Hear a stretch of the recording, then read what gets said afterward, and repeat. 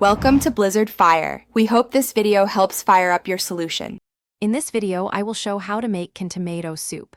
Start by opening a 14-ounce can of tomatoes and measuring 2 cups of stock.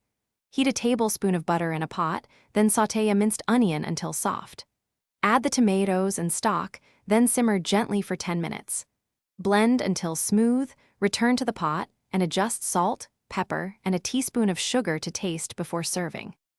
For a tastier soup, enrich the base with a splash of cream or coconut milk to make it silky and smooth.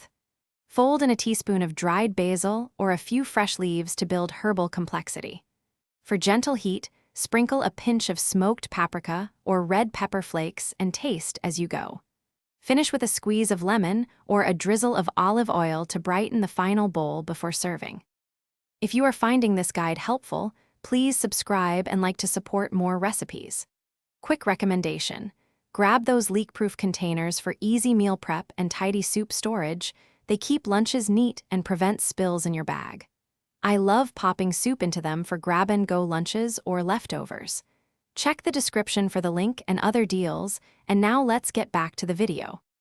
Serve your tomato soup with fun contrasts like grilled cheese croutons or a swirl of pesto for savory complexity.